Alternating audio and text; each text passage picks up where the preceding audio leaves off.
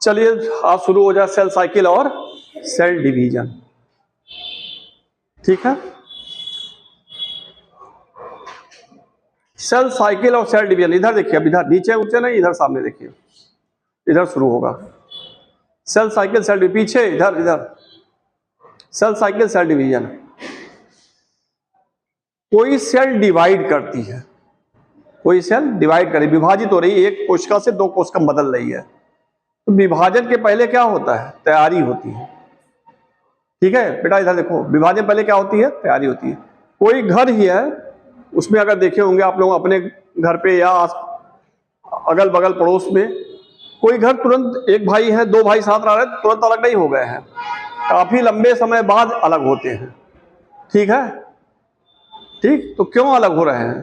पहले प्रिपरेशन होती है, दोनों भाई पहले कुछ नहीं कर रहे हैं, बाद में वो भी कमाने लगे, ये भी कमाने लगे, शादी ब्याह हो गया, सामान इकट्ठा हो गया, सब कुछ हो गया उनके पास, तब कहेंगे नहीं अब इनके साथ नहीं, हम अलग रहेंगे, तब दोनों लोग अलग हो जाएंगे। वही सेम चीज नेचर में होता है, जो वहां देख रहे हैं वही यहाँ पे होता है। सेल भी क्या करती है? पहले प्रिपेयर करती है, तैयारी करती है, और जब सब कुछ तैयारी हो गई, सब कुछ सबस्टेंस सारे मटेरियल इकट्ठा हो गए, तो बाद में वो क्या होती है? दो भागों में विभक्त हो जाती है।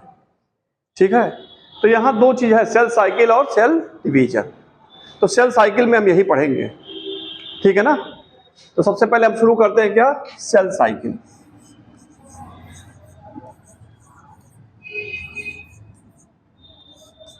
एक चीज पढ़े होंगे आप लोग, पहला एनसीईआरटी में दिया है, आर विर्चो।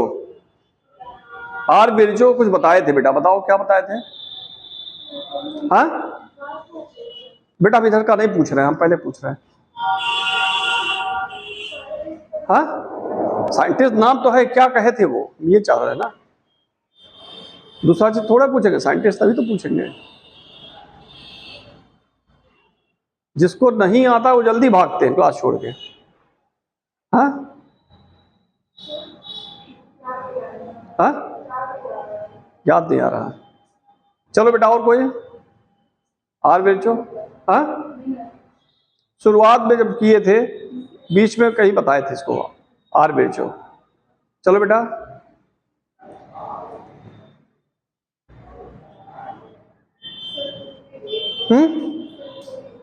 सेल थ्योरी दिए थे। हाँ, मॉडिफाइड सेल थ्योरी दिए थे। हाँ, क्या कहे थे उसमें? Cell originated from pre existing cell, पहले से विराजमान सेल से ही नई सेल की उत्पत्ति हुई है। ठीक है ना। एक लाइन ये भी दिया है, चूंकि पहले बता चुके हैं इसलिए उसको नहीं बताएंगे। सबसे पहले आते हैं सेल साइकिल क्या है। सेल साइकिल एक कोऑर्डिनेटेड प्रोसेस है या सिक्वेंशियल इवेंट है। क्या है बेटा? इधर देखो, सेल साइकिल क्या है? सिक्वेंशियल इवेंट है। सिक्वेंशियल इवेंट में एक सीक्वेंस के बाद दूसरा, या कह सकते हैं कोऑर्डिनेटेड प्रोसेस है। ठीक है, जिसमें सेल ग्रो करती है, साइज इंक्रीज होगी, फिर उसमें डीएनए का रिप्लिकेशन होगा, उसके बाद एक सेल डिवाइड होकर दो डॉटर सेल का निर्माण करेगी। ठीक है, इधर देखिए, कोई सेल है,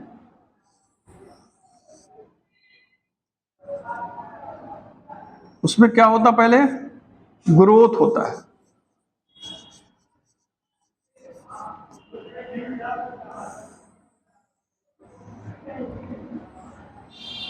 ग्रोथ हो गया। ठीक है, साइटोप्लाज्म बढ़ गया कि नहीं बढ़ गया?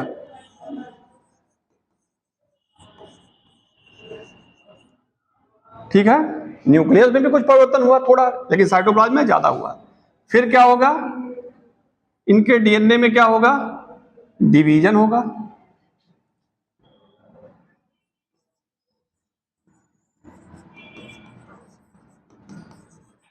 Replication of DNA.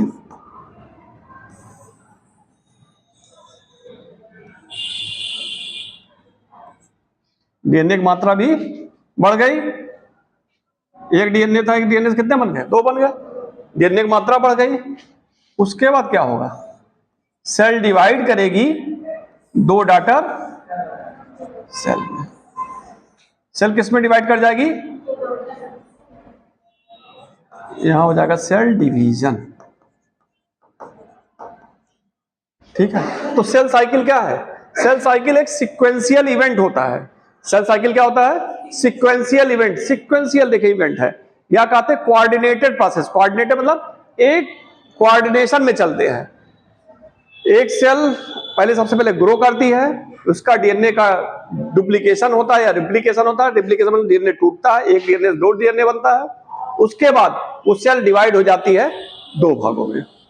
Cell divide हो जाती है दो भागों में, ठीक है। थोड़ा सा हम बड़ी छोटी बना दें लेकिन इक्वल, दोनों सेल क्या होंगी? इक्वल होंगी, ठीक है बेटा। इतना समझ में आ रहा है? एक सेल डिवाइड करके दो सेल का निर्माण कर लेगी, ठीक है। तो ये हो गया सेल साइकिल। तो सेल साइकिल क्या है? सिक्वेंशियल इवेंट है। इतना समझ में आ रहा?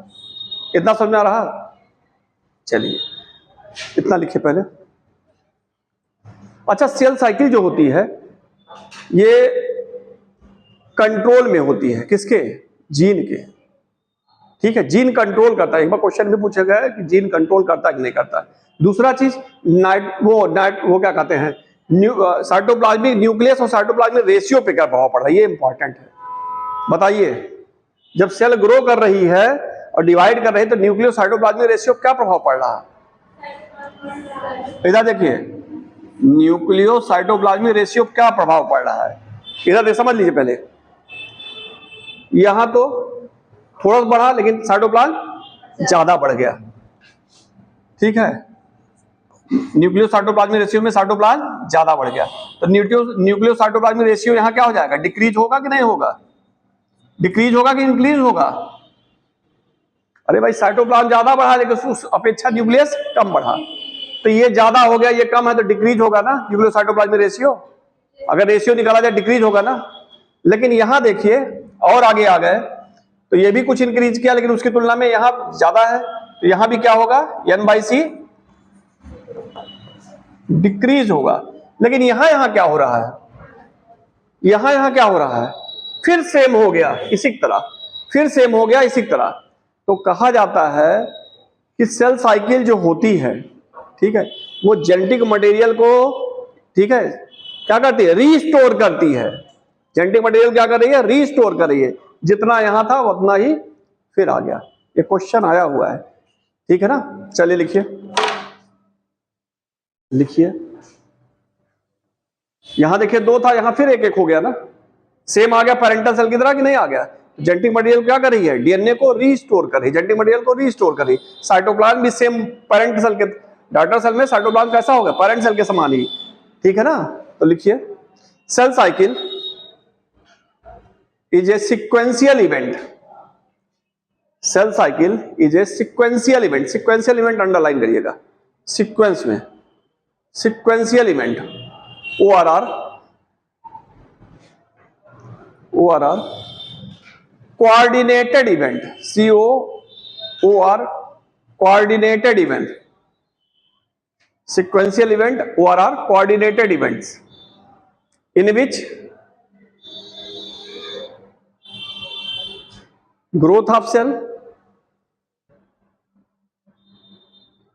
replication of DNA, growth of cell, replication of DNA, and further formation of two daughter cell occur, and further formation of two daughter cell occur, and further formation of two daughter cell occur. Further formation of two daughter cell occur. हो गया? चलिए इसको बना लीजिए।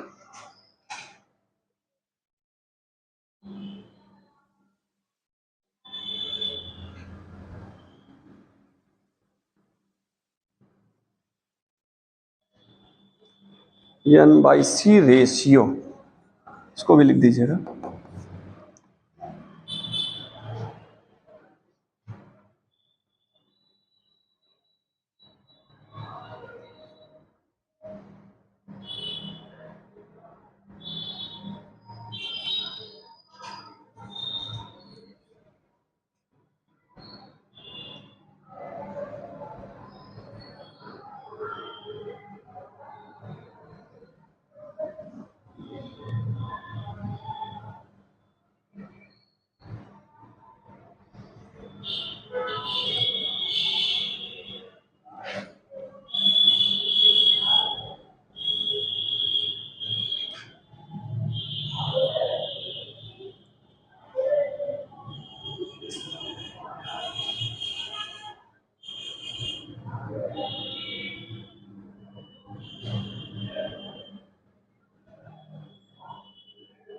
हो गया,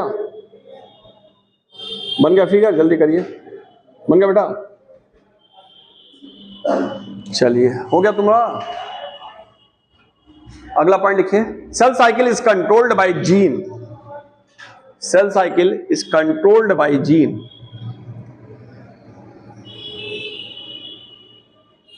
cell cycle is controlled by gene. Cell cycle is controlled by gene. अगला point लिखिए, इन सेल साइकिल, ये लाइन इंपॉर्टेंट है, in cell cycle genetic material restore.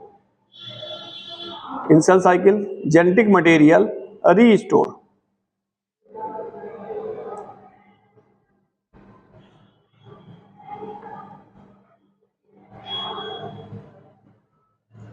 In cell cycle genetic material restore. इतना हो गया, इतना समझ में आ रहा? जेनेटिक मटेरियल रीस्टोर अंडरलाइन कर दीजिए।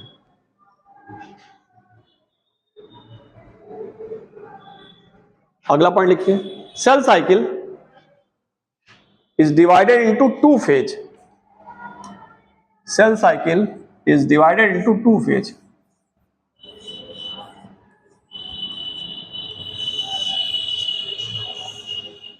कौन से दो फेज हैं? हाँ, इंटरफेज और यम फेज।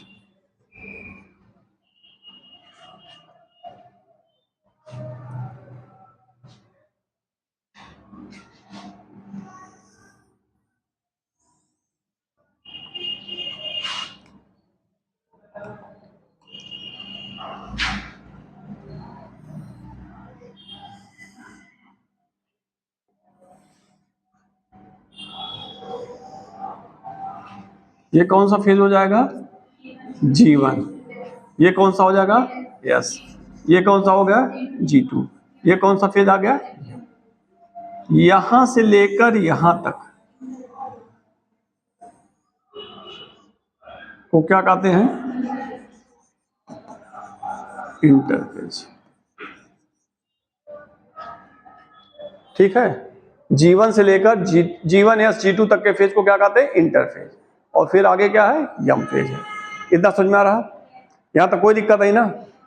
चलिए, तो इंटरफेज देखे, यम फेज देखे। ठीक है, एक चीज यहां पे और आ जाते हैं, कभी कभी पूछता ड्यूरेशन ऑफ सेल साइकिल। हाँ, सेल साइकिल में कितना समय लगता है? ठीक है, सेल साइकिल में कितना समय लगता है? तो ईस्ट में देखें, ईस्ट में कितना मिनट है?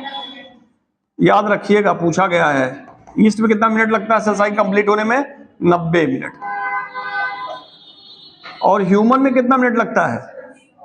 हाँ, 74। ह्यूमन में कितना लगेगा? 24 आवर्स। उसमें भी G1 S G2 M। G1 में कितना लगेगा? हाँ, 12 से 8 आवर। और यहां कितना लगेगा? नहीं, यहां है, गलत, इसको उल्टा लिख दिए। 8 से कितना लगेगा?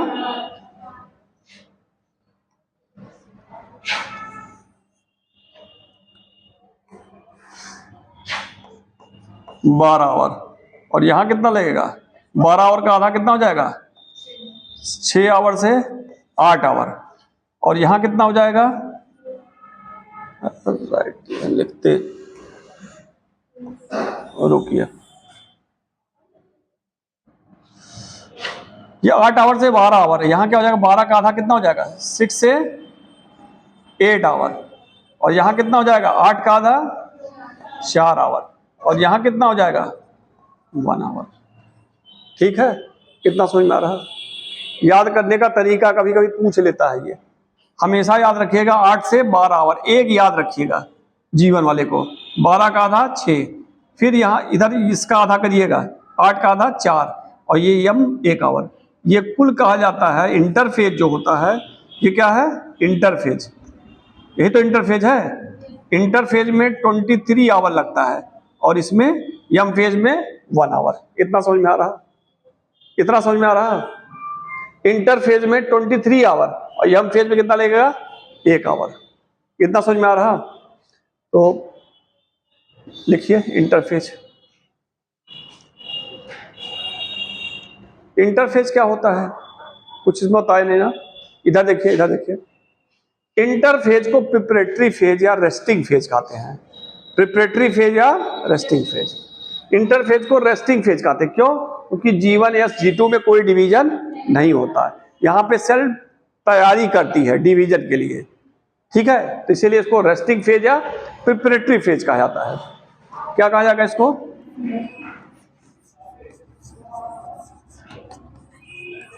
रेस्टिंग या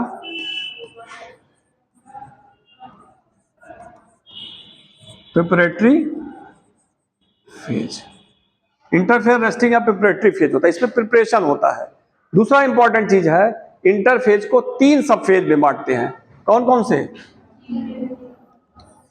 एक चीज ये हो गया, इसको 3 सब फेज में बांटते हैं। G1, दूसरा क्या बांटेंगे? S, और तीसरा क्या होगा? G2। उसमें सबसे बड़ा फेज, सबसे ज्यादा टाइम कौन सा लेता है? G1 फेज, ठीक है ना? सबसे ज्यादा टाइम कौन ले रहा है? G1 फेज, ठीक। अगला चीज है, टोटल टाइम इंटरफेज में कितना लगता है? ह्यूमन में 23 आवर। किसमें? ह्यूमन में, ठीक है। चलिए लिख लीजिए इतना, तब इसी पे शुरू करेंगे। लिखिए, हेडिंग डालिए इंटरफेज। वो लिखे सेल फेज 2 पार्ट में कि नहीं? अभी लिख चुके हैं। वो लिखे ना सेल साइकिल 2 भागों में डिवाइड किया, इंटरफेज और। चलिए अब हेडिंग डालिए इंटरफेज। हेडिंग डालिए interphase. Interphase is commonly known as, interphase is commonly known as resting phase या preparatory phase, ORR preparatory phase,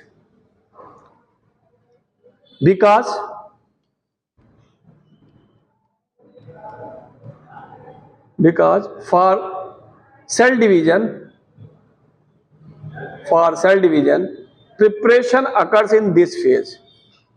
For cell division preparation occur in such phase. अगला point लिखिए। For cell division preparation occurs in such phases. Preparation occur in such phases. हो गया? अगला point लिखिए। Interphase in human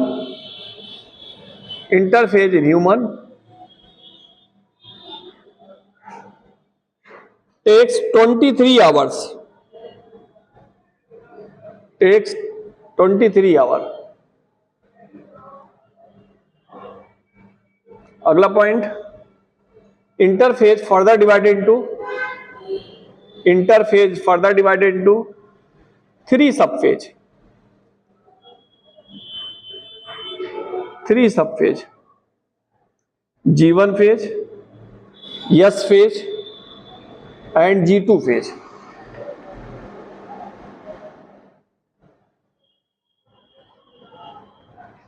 G1 phase, S phase and G2 phase.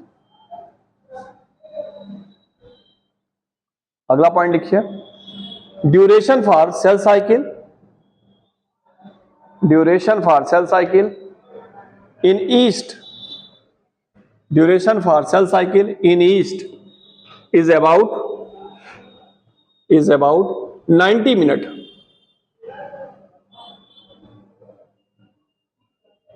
Duration for cell cycle in east is about 90 minute. कितना चाहिए? 90 minute. अगला point लिखिए, duration of cell cycle in human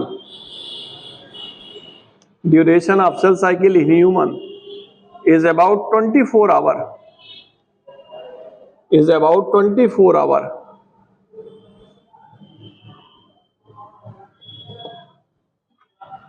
अब आप एक इसको बना लीजिए फिगर और एक इसको बना दीजिएगा यहां,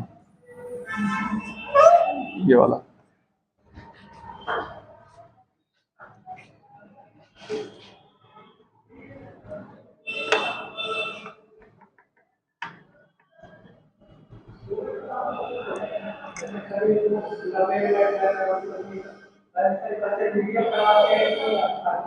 हाँ, कल्चर मीडिया में देखे हैं, उसी में तो देखेंगे कितना समय लग रहा।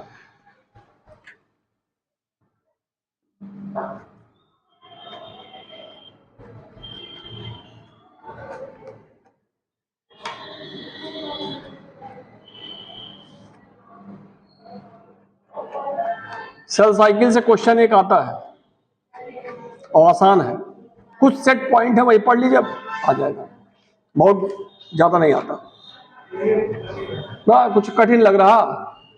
हाँ, अभी भी कठिन लग रहा? अभी भी कठिन लग रहा? हाँ, क्या कर रहे हैं आप? दिमाग में बैठा लिए हैं कि कठिन है, कुछ कठिन नहीं है, कठिन कुछ नहीं है। मन गया बेटा? जल्दी करिए।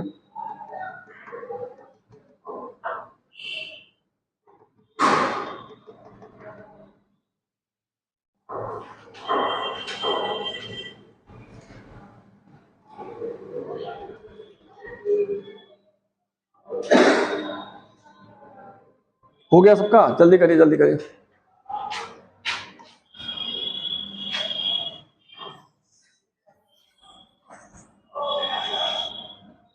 चलिए, सबसे पहले हम आ जाते हैं कौन सा फेज? जीवन फेज।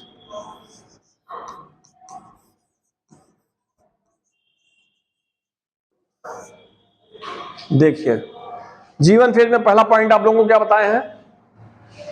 सबसे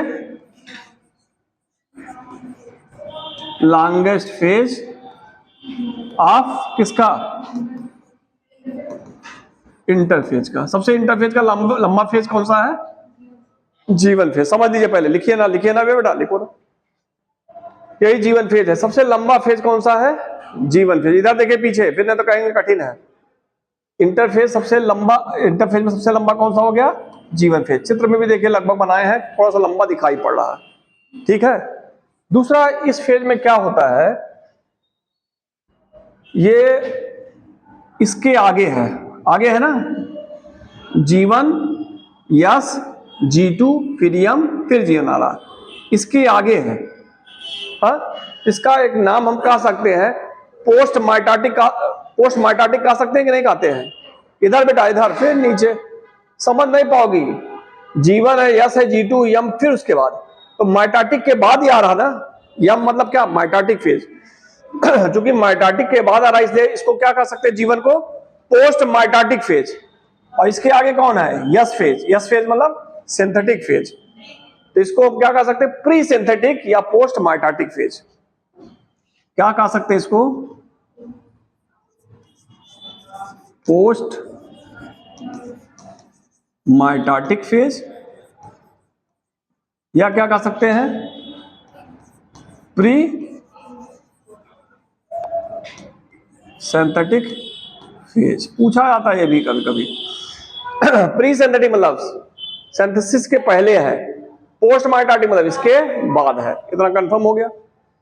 तीसरा इंपॉर्टेंट चीज है, जीवन फेज वह फेज होता है इसमें सेल की ग्रोथ होती है, ठीक है। जीवन फेज वह होता है इसमें सेल की क्या होती है? Growth of cell,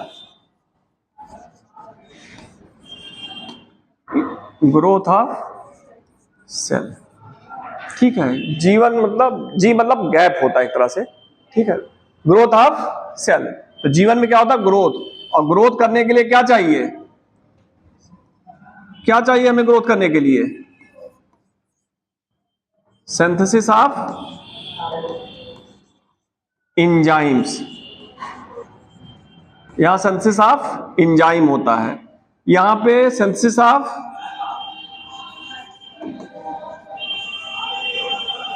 nucleoside nucleoside and nucleotide. ठीक है, एंजाइम की सिंथेसिस होगी, न्यूक्लियोटाइड की सिंथेसिस होगी, न्यूक्लियोसाइड की सिंथेसिस होगी, तो जेनेटिक मटेरियल आरएनए डीएनए बनाएंगे कि नहीं बनाएंगे? बेसिक यूनिट की सिंथेसिस हो गई तो डीएनए आरएनए बनाएंगे कि नहीं बनाएंगे? ठीक है, तो इसमें इंपॉर्टेंट क्या है? Growth of cell. ठीक है, दूसरा क्या है? सिंथेसिस ऑफ न्यूक्लियोटाइड और न्यूक्लियोसाइड। तीसरा most important, repair of damage DNA. Most important है, डैमेज डीएनए का रिपेयर होता है। इधर देखिए, डैमेज डीएनए जो रिपेयर होगा, तब यहां जब डीएनए सही हो जाएगा तभी इस फेज में आएगा, वो रिप्लिकेशन के लिए आगे बढ़ेगा। टूटा फूटा सामान है तो क्या करोगे? घर में पहले वो सब सही करोगे, रिपेयर बना लोगे। बदेरी फूटी है तो बना के सही कर लो, हाँ अलग हो जाएंगे तो खाना बढ़िया बनेगा। क्योंकि पहले में छेद बना है, अलग हो गए, पता लगा चावल पकेगा ही नहीं तब फिर। तो क्या करेंगे? Repair of damage DNA. Damage DNA को रिपेयर कर लिए तब जाके हम किस में आएंगे? यस फेज में। इधर देखिए, फिर आप जा रहे हैं मोबाइल पे। भैया इस तरह क्लास नहीं चलता है कि आप मोबाइल से पढ़िए फिर हमारा पढ़िए। हाँ, तो मोबाइल आप रख दीजिए, बस समझ में आ जाएगा, नीचे डालिए उसके आएगा। मोबाइल से पढ़ेंगे कोई मतलब नहीं है। इस तरह क्लास कहीं चलता है कि आप मोबाइल से पढ़िए फिर यहां पढ़िए? तमाशा करेंगे, समय बीत जाएगा। ठीक है ना, और नुकसान करेगा। Repair of damage DNA. Damage DNA का रिपेयर होता है। ठीक, लिखिए ना, अभी रुक जाइए, लिखिए ना, यहां देखिए। जीवन फेज क्या है? लॉन्गेस्ट फेज है। इसको क्या कहते हैं? Post mitotic pre synthetic. Growth होता है सेल का, सिंथेसिस एंजाइम होगा, सिंथेसिस ऑफ न्यूक्लियोटाइड न्यूक्लियोसाइड होगा, आरएनए की सिंथेसिस हो जाएगी। उसके बाद क्या होगा? Repair of damage DNA. Damage DNA का रिपेयर हो गया तभी यहां पे रिप्लिकेशन होगा। इतना समझ में आ गया ना? इतना उतारिए, लिखिए, हेडिंग डालिए जीवन फेज। हेडिंग डालिए जीवन फेज, आगे डैश करके लिखिए। It is a longest phase of interphase. Longest phase of interphase. Longest phase of interphase. कोई टीचर जाए क्लास में नोट्स लेके पढ़ावे तब वहां नहीं समझ में आता है। अभी हम यहाँ हमें नोट्स ले आवे और मोबाइल देख के पढ़ाएं तब आपको समझ में नहीं आएगा। और जब आप मोबाइल लेके नोट्स लेके बैठते पढ़ते हैं तो आपको हमारा नहीं समझ में आएगा, ये जानिए। ठीक है, आपसे ज्यादा अनुभव भी है, आपसे ज्यादा अनुभव है, हम भी यही पढ़ के आए हैं। ठीक है, तो थोड़ा उसको सम्मान करिए। हाँ बेटा, हाँ हाँ बताओ। हाँ नमस्ते नमस्ते। हाँ 5 बजे 5 बजे 5 बजे लिख दीजिए ग्रुप में। ठीक, चलिए क्या लिखे हैं? हो गया लॉन्गेस्ट फेज ऑफ इंटरफेज। अगला पॉइंट लिखिए। It is also known as post mitotic phase, ORR pre synthetic phase. Post mitotic phase और pre synthetic phase. Post mitotic phase और प्री सिंथेटिक फेज। ठीक है, तीसरा लिखिए। इन दिस फेज, इंपॉर्टेंट जहां लिखा है लगाएं, लिख दीजिएगा, इंपॉर्टेंट है। In this phase growth of cell occur. Growth of cell occur. समय आप लोग का बहुत महत्वपूर्ण है। ये समय चला जाएगा, गोल्डन टाइम है, तो फिर वापस नहीं आएगा। घर वाले मौका दिए पढ़ने, तो बाद में जिम्मेदारी लाद देंगे घर के कि चलो भैया बहुत समय पढ़े, चलो घर में हाथ बटाओ, 2 पैसा कमा के लाओ। तो समय मिला तो उसका उपयोग करिए।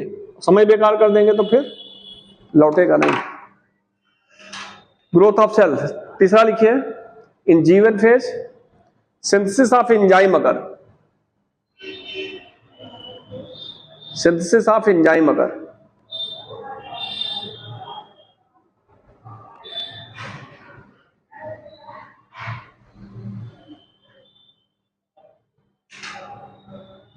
अगला पॉइंट लिखिए। In G one phase synthesis of nucleoside and nucleotide अकर।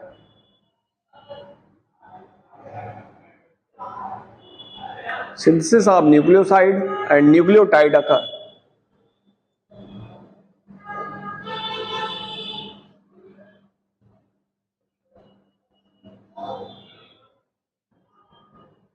अगला लिखिए, in G1 phase repair of damage DNA कर, रिपेयर ऑफ डैमेज डीएनए, ये समझ में आया था ना कि नहीं आया? झूठ ना बोलिएगा, सही बताइएगा। नहीं आया? पहली लाइन समझ में आ रही है? पहली लाइन समझ में आया कि नहीं, सही बताइएगा। ये समझ में आया? दूसरी लाइन समझ में आया कि नहीं? ग्रोथ ऑफ सेल आया कि समझ में कि नहीं? ग्रोथ होगा ही, क्योंकि डिवीजन वहीं शुरू हो रहा तो सेल की ग्रोथ वहीं शुरू होगी। ठीक है। फिर सिंथेसिस ऑफ एंजाइम, अगर सेल को डिवाइड करना है तो वैसे थोड़ा है कि एक सेल दो भाग, एंजाइम होंगे, एंजाइम भाग लेंगे, कैटालिटिक के रूप में काम करेंगे, वो डिवीजन भाग लेंगे, आगे रिप्लिकेशन होगा, डीएनए पॉलीमरेज की सिंथेसिस होगी, यहाँ पे वो डीएनए का आगे रिप्लिकेशन होना है, इसलिए एंजाइम की सिंथेसिस होना जरूरी है कि नहीं है? आगे एस फेज में क्या होता है? डीएनए का रिप्लिकेशन होता है। अगर रिप्लिकेशन हो रहा है, डीएनए टूटकर एक डीएनए से दो डीएनए बनना है, उसके लिए एंजाइम चाहिए ना, तो सिंथेसिस होगा एंजाइम का कि नहीं होगा? यहाँ पे जब सर पे आ जाए तभी तैयारी करेंगे। एग्जाम आपका मई में है, 4 मई 5 मई, ठीक है? तो आज तैयारी कर रहे हैं ना, कि 5 को है, 4 को शुरू करेंगे तैयारी। तो वही सेल भी कर रही है। सेल क्या कर रही है? यहाँ रिप्लिकेशन होना है, इधर देखिए रिप्लिकेशन होना है, उसने क्या की? एंजाइम के सिंथेसिस कर ली। फिर क्या है? सिंथेसिस ऑफ न्यूक्लियोसाइड न्यूक्लियोटाइड, एक डीएनए से दो डीएनए बना है, अगर न्यूक्लियोसाइड न्यूक्लियोटाइड नहीं रहेंगे तो बेस पेयर कैसे जुड़ेंगे? एक डीएनए से दो डीएनए बनता है रिप्लिकेशन में, यही तो है। एक डीएनए से दो डीएनए बन रहा, एक स्ट्रैंड, इसको इस तरह दिखा दें, ठीक है ना, सॉरी, एक स्ट्रैंड इस तरह सिंथेसिस होगा, एक टुकड़े में होगा। तो यहाँ जो टुकड़े में हो रहा है, यहाँ सब बेस लगेंगे ना, ये सब सिंथेसिस हो रही, बेस लगेंगे ना, तो इसलिए न्यूक्लियोसाइड न्यूक्लियोटाइड की सिंथेसिस होगी कि नहीं होगी? रिप्लिकेशन में न्यूक्लियोसाइड न्यूक्लियोटाइड की सिंथेसिस होगी ना। फिर क्या? रिपेयर ऑफ डैमेज डीएनए, अगर कोई डीएनए बन रहा है, वो डैमेज हुआ है, या इसमें सेल में कोई डैमेज डीएनए है, तो उसको रिपेयर कर लेना है। तो रिप्लिकेशन फिर अगले यस फेज में रिप्लिकेशन होना है, डीएनए का डुप्लीकेशन नहीं होगा। अब समझ में आया? कुछ आया कि नहीं? तब इसमें कहाँ को क्या समझना था? एंजाइम नहीं समझ में आया? डीएनए रिप्लिकेशन होता है ना। हाँ, कोई भी प्रोसेस चल रहा है, एंजाइम चाहिए कि नहीं चाहिए? कोई जीवित है तो सेल, हम जीवित है तो हाँ हाँ हाँ हाँ, आरएनए प्रोटीन का होता है, सही कह रहे हैं आप, ठीक है ना। जीवन फेज में आरएनए प्रोटीन है, ये सब सही कह रहे हैं, लेकिन ये नहीं होगा, एंजाइम नहीं होगा तो कैसे आगे बढ़ेगा रिप्लिकेशन? उसके लिए भी तो चाहिए कि नहीं चाहिए? ठीक है ना। बैठिए, आइए, G2 में भी वही होगा, G2 में भी जाएंगे, वहां भी आरएनए प्रोटीन की सिंथेसिस है, ठीक है ना। चलिए अगला आइए, अगला आइए यस फेज। अरे क्लियर हो गया।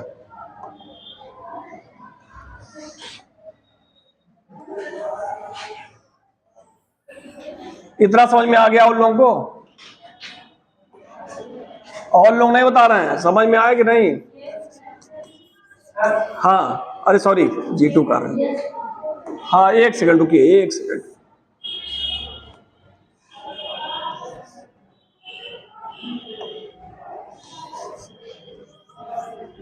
यस फेज, हम तो सीधे डायरेक्ट G2 भाग गए। ठीक है, अगला आता है क्या? Yes phase. देखिए यस फेज क्या है? यस फेज वो फेज होता है जिसमें डीएनए का रिप्लिकेशन होता है या डुप्लीकेशन होता है। रिप्लिकेशन क्या होता है, कोई बताएगा? इसमें हाथ उठाइए, हाथ उठाइए। रिप्लिकेशन ये लोग जान रहे हैं, आप भी जान रही हैं। रिप्लिकेशन नहीं जान रही है? जान नहीं ना, दो ही लोग जान रहे हमें लग रहा है, नहीं जाने रिप्लिकेशन। आप जान नहीं? आप जानना है, 3 लोग। बेटा तुम जान रहे हो रिप्लिकेशन? हाँ, इधर देखिए,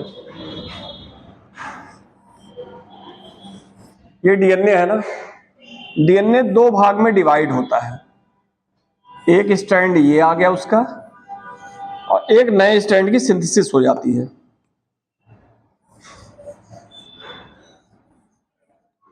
ठीक है, तो एक डीएनए से 2 डीएनए का निर्माण करना ही क्या कहलाता है? DNA replication. अब समझ में आ गया? इसी को क्या कहते हैं? DNA replication.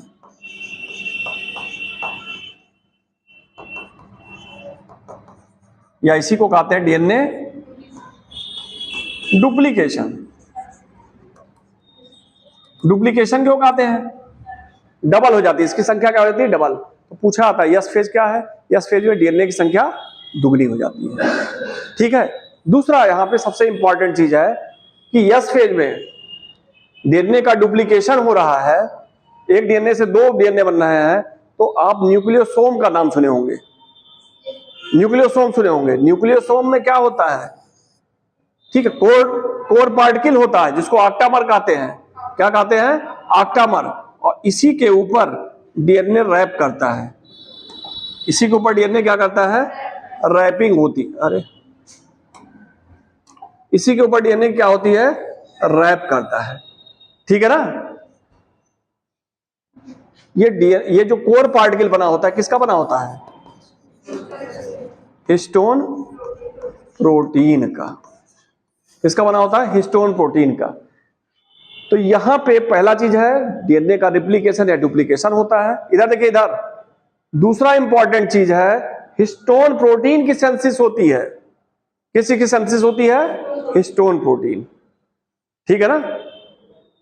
क्योंकि न्यूक्लियोसोम बनेगा आगे चल के, क्रोमैटिन जब क्रोमोसोम में चेंज होता है, कंडेंसेशन होता है, वहां इसका उपयोग है हिस्टोन प्रोटीन का। तो हिस्टोन प्रोटीन की भी सिंथेसिस कहां होगी? यस फेज में। इतना समझ में आ गया? तो एक चीज हो गया रिप्लिकेशन हो गया, दूसरा हिस्टोन प्रोटीन हो गया। तीसरा इंपॉर्टेंट चीज है सेंट्रियोल डुप्लीकेशन होगा। यस फेज में तीनों चीज इंपॉर्टेंट है। पहला ये, दूसरा ये, और तीसरा ये। तीन चीज होते हैं मेन। रिप्लिकेशन होगा, दूसरा क्या होगा? हिस्टोन प्रोटीन सिंथेसिस होगा, और तीसरा सेंट्रियोल डुप्लीकेशन होगा। सेंट्रियोल डुप्लीकेशन एक सेंट्रियोल से दो सेंट्रियोल। ठीक है ना। इतना समझ में आया? तो चलिए लिखिए। S phase is commonly known as synthetic phase. S phase is commonly known as synthetic phase. S phase commonly known as synthetic phase.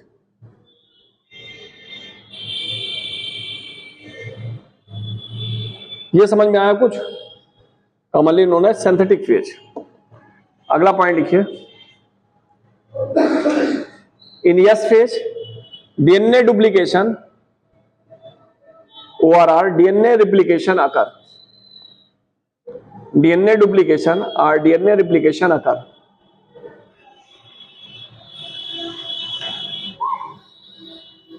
दूसरा synthesis of histone protein occur, important है, synthesis of histone protein occur. Synthesis of histone protein occur. तीसरा duplication of centriole occur. ये भी line important है। Duplication of centriole occur. Duplication of centriole occur.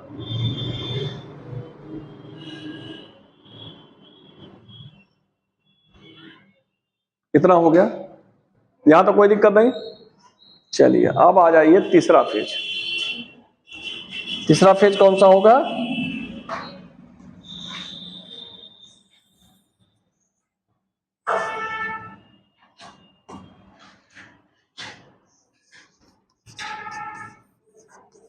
G2 phase.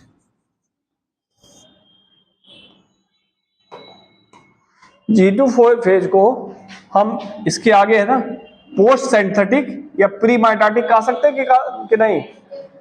इसके आगे है तो post synthetic, इसके आगे यम है तो प्री माइटोटिक कह सकते हैं ना। तो G2 फेज को कह सकते हैं पोस्ट सिंथेटिक या प्री माइटोटिक फेज। ठीक है। दूसरा इंपॉर्टेंट चीज है, इसमें क्या होता है? इसमें क्या होता है? किस चीज का डुप्लीकेशन होगा? डुप्लीकेशन ऑफ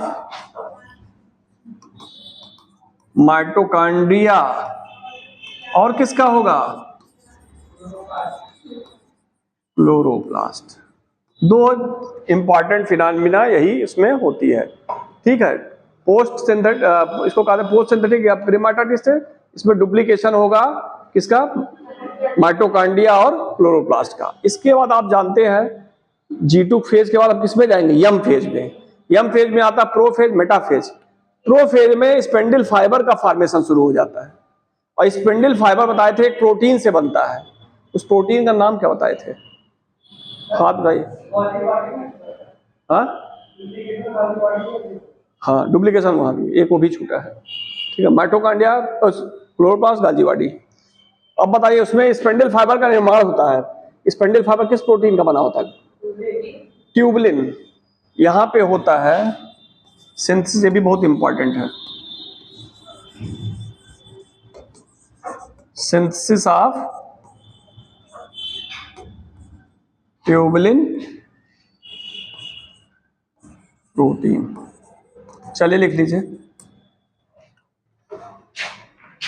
लिख लीजिए इसमें G2 phase, also known as post synthetic phase या pre mitotic phase. Post synthetic phase या प्री माइटोटिक फेज।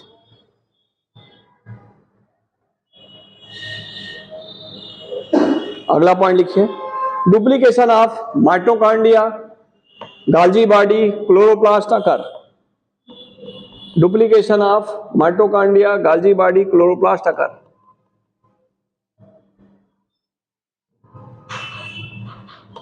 अगला synthesis of tubulin protein. Synthesis of tubulin protein.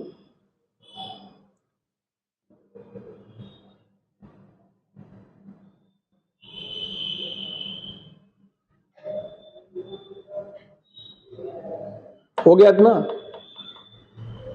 हो गया इतना। चलिए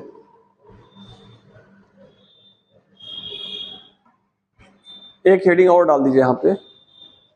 ये हो गया, एक आता है G0 फेज।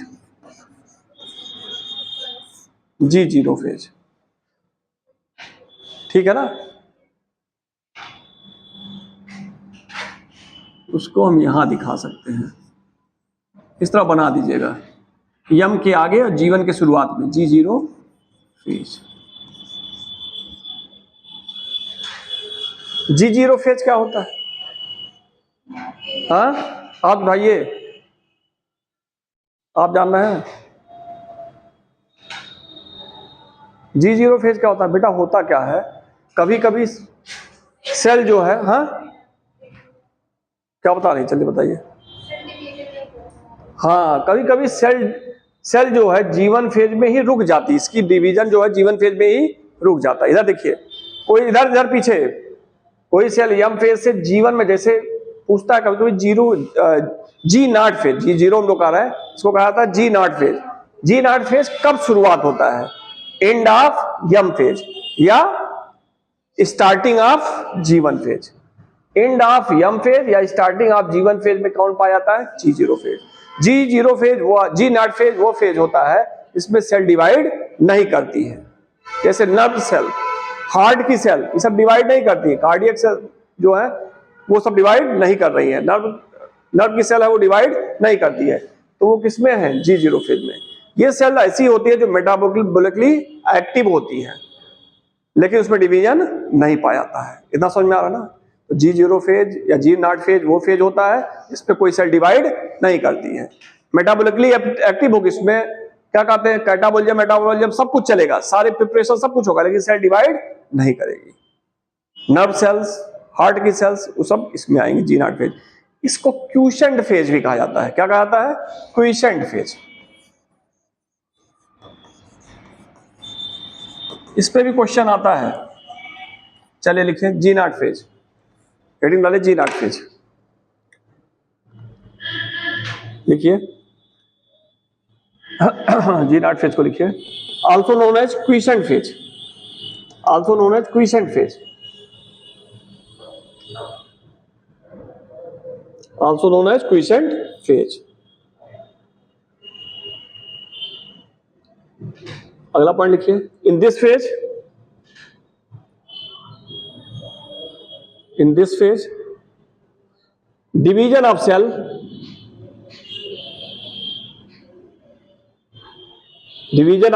is arrested या inhibited.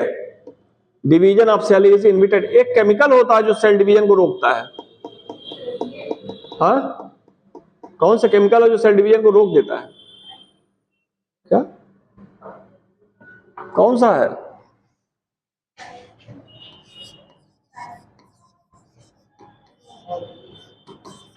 काल्चिसिन. किससे मिलता है? लिलिएसी फैमिली से, प्याज वाली फैमिली से. काल्ची, इस प्लांट का नाम है काल्चिकम आटुमनाली. ठीक है, चलिए. अब शायद नहीं पूछा आता ये.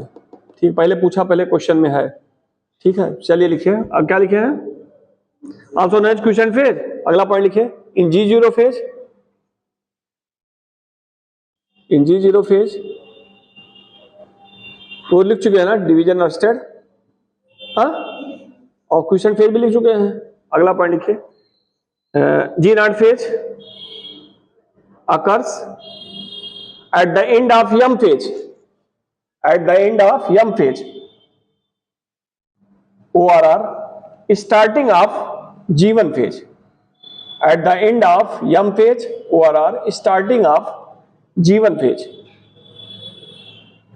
At the end of M phase and starting of G1 phase.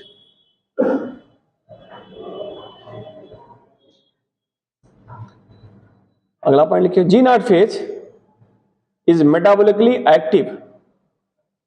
Is metabolically active. Metabolically active underline करिएगा. Active. But division does not occur. But division does not occur. But division does not occur. ठीक है. For example nerve cells, heart cells, ETC.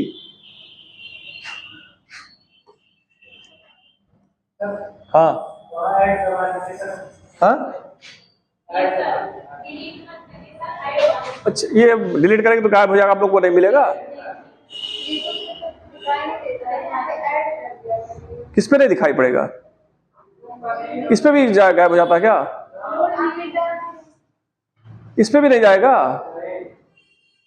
चलिए, तो गलती हो रहा था बहुत बड़ा. चलिए, हाँ, यहां करते, अंडू कर. हम एक चित्र बनाने का इसको गायब कर रहे थे, कुछ चित्र फिर बनाना पड़ेगा. इसका मतलब यहां करेंगे तो पूरा गायब, वीडियो में नहीं आएगा. हाँ, अच्छा, स्कैन में नहीं आता है. चलिए, अच्छा, अब आगे से नहीं करेंगे इसको. हम वही चित्र बनाने चक्कर में कर रहे थे. चलिए, इतना हो गया. अब इसमें एक चीज और जान जाइए, चेक पॉइंट आता है.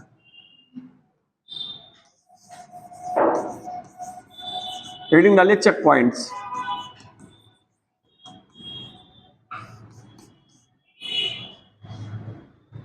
इस पे भी क्वेश्चन रहता है.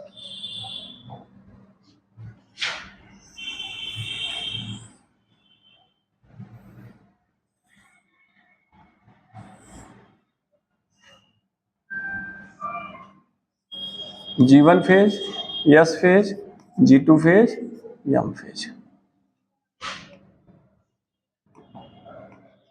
अब इधर देखिए, चेक पॉइंट क्या होते हैं?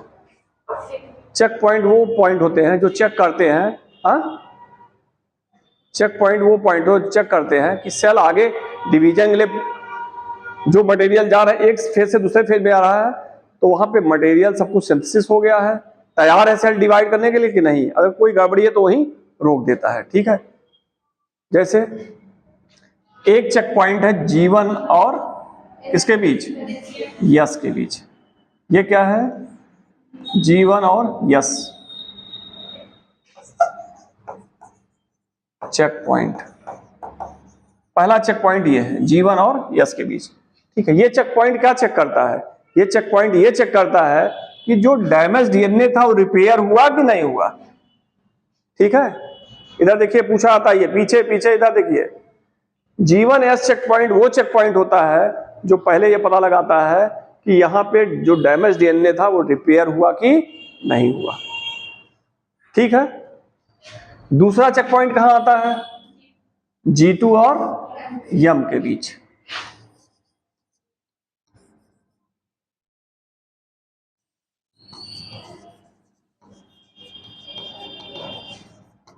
ठीक है। ये भी देखता है कि डीएनए का रेप्लिकेशन हो चुका है कि नहीं हुआ है। ठीक है।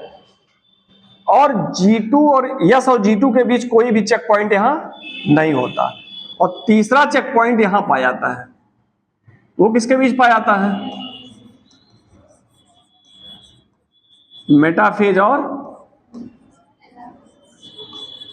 एनाफेज के बीच।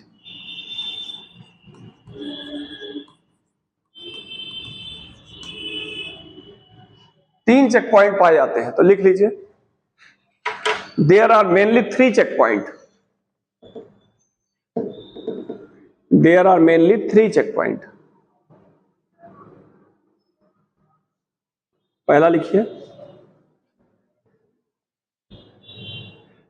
G1S पर लाइनिंग डालिए, G1S checkpoint.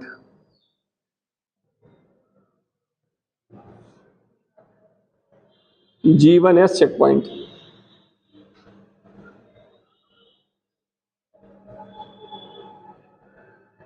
Such checkpoint check, such checkpoint check, DNA is damaged, DNA is damaged, ORR not, DNA is damaged, ORR not।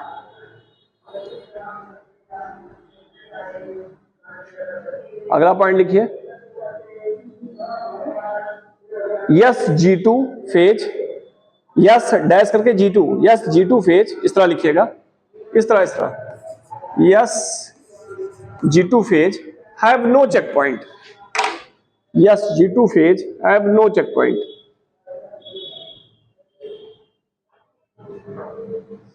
अगला पॉइंट लिखिए G2 M checkpoint.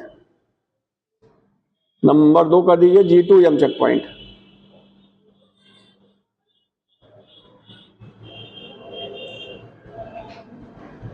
Such check point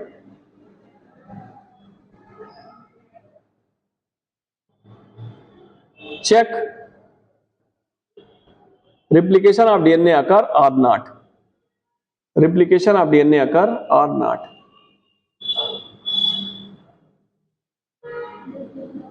DNA occur or not। तीसरा लिखिए metaphase anaphase checkpoint.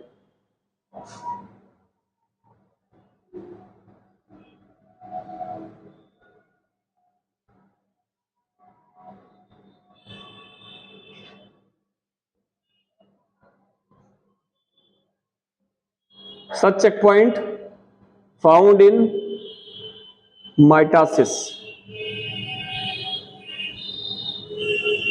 such checkpoint found in mitosis।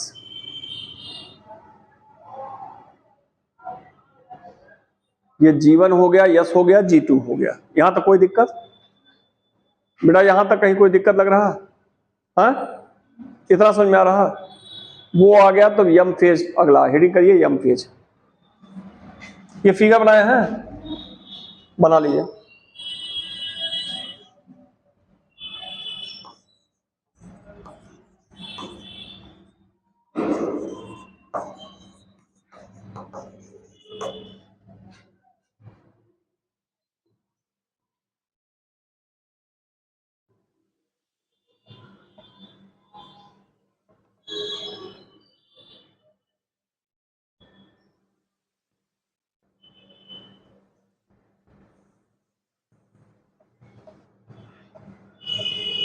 Zoology में क्या चल रहा आप लोगों का? हाँ, लोकोमोशन मूवमेंट। इसके बाद कौन सा चैप्टर है? नर्वस। उसके बाद वही तो है शायद। हाँ हाँ, उसके बाद कौन सा है? नर्वस सिस्टम है ना, ह्यूमन इंडोक्राइन।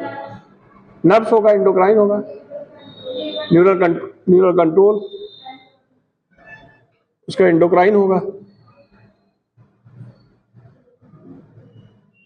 हो गया, ये बन गया। चलिए अगला हेडिंग डाल दीजिए, यम फेज।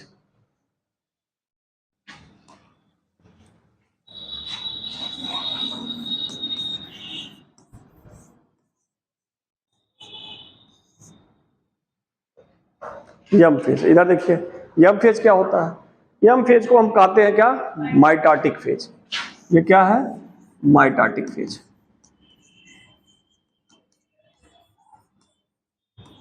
माइटोटिक फेज मतलब क्या है? ये माइटोसिस।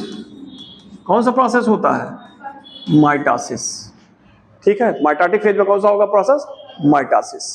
ठीक है, एक चीज यहां इंपॉर्टेंट है, माइटोसिस जो होता है उसमें होता क्या है? एक सेल से कितनी सेल बनती है?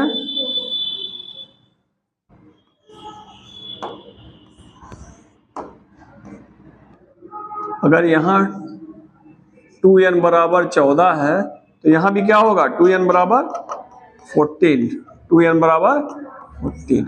तो इसीलिए यहां पे क्या होता है, माइटोटिक डिवीजन वो डिवीजन होता है जिसमें पेरेंटल सेल और डॉटर सेल क्या होती है? इक्वल होती है, क्वांटिटिवली और क्वालिटेटिवली। डॉटर सेल जो बनी वो पेरेंटल सेल के समान होती है। यहाँ 14 क्रोमोसोम है तो यहाँ भी 14 क्रोमोसोम है, ये डिप्लॉयड है तो ये भी क्या है? डिप्लॉयड है। तो माइटोटिक डिवीजन वो डिवीजन होता है इसमें एक सेल से दो सेल बनती है, और पेरेंटल सेल और डॉटर सेल दोनों क्वांटिटिवली, क्वांटिटी में और क्वालिटी में सिमिलर होती है किसके? पेरेंट सेल के। इसीलिए इस डिवीजन को इक्वेशनल डिवीजन भी कहते हैं। क्या कहते हैं? इक्वेशनल डिवीजन कहते हैं। ठीक है, इतना समझ में आ रहा?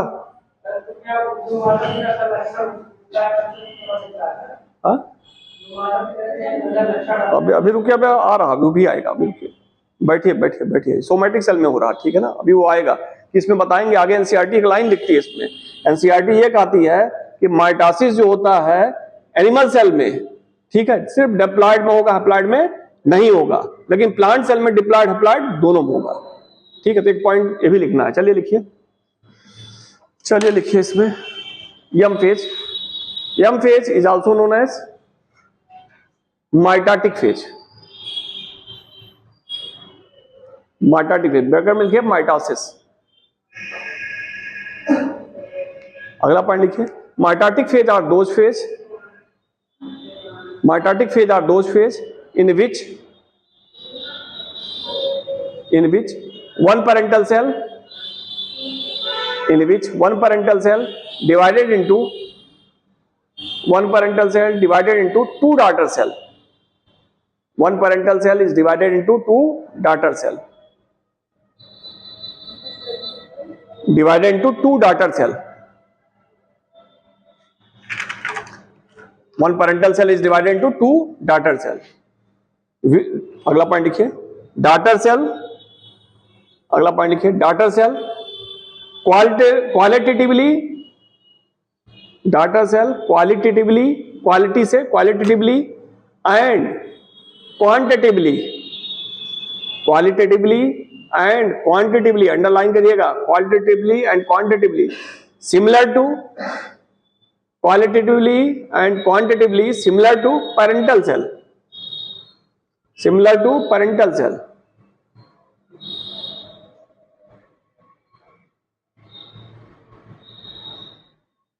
Similar to parental cell. So this division is also known as equational division. So this division is also known as equational division. यही बना लीजिए, इसको कर दिए पेरेंट सेल,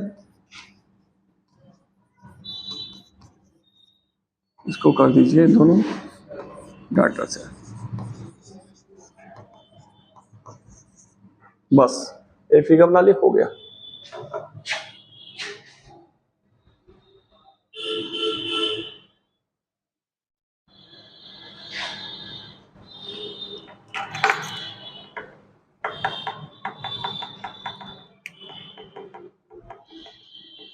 हो गया।